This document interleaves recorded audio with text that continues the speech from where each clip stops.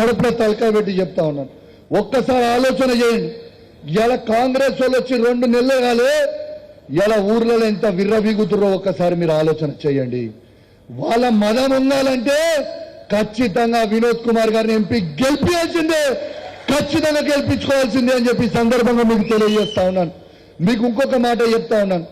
నేను ఖచ్చితంగా కేటీఆర్ గారి సమక్షంలో, కేటీఆర్ గారి నాయకత్వంలో, కేసీఆర్ గారి నాయకత్వంలో రేపు మీరు కష్టపడి వినోద్ కుమార్ గారిని పార్లమెంట్ సభ్యునిగా గెలిపించుకున్న తర్వాత ఖచ్చితంగా మీకు మాటిస్తా ఉన్నా, మీ కరీంనగర్ పార్లమెంట్ లో మిమ్మల్ని సర్పంచ్ గా, ఎంపీటీసీగా, జెడ్పీటీసీగా, మున్సిపల్ చైర్మన్ గా, కౌన్సిలర్ గా గెలిపించుకునే బాధ్యత మేము తీసుకుంటాం. ఇది మా మాట అని చెప్పి సందర్భంగా తెలియజేస్తా ఉన్నాం.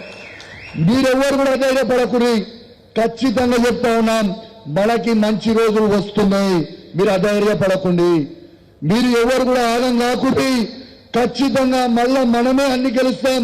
జిల్లాలలో జిల్లా పరిషత్ చైర్మన్ మనమే ఎగరేస్తాం, మళ్ళా ఎంపీపీ, జెడ్పీటీసీలు అన్ని మనమే ఎగరేస్తాం రేపు వినోద్ కుమార్ గారు ఎంపీ గెలిచిన తర్వాత.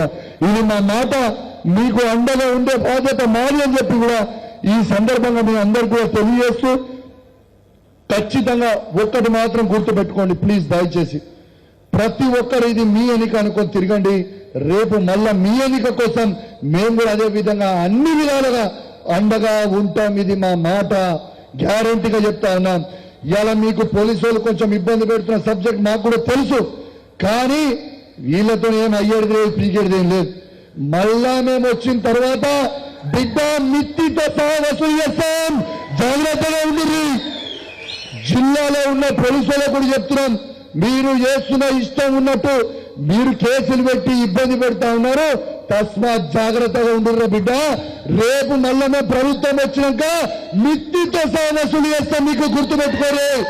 ఎవరు వదిలిపెట్టాం, అది కానిస్టేబుల్ కావచ్చు, అది డీజీపీ కావచ్చు, సిపి కావచ్చు, ఏసీపీ కావచ్చు, సిఐ కావచ్చు, తస్మాత్ జాగ్రత్తగా ఉండుర్రి.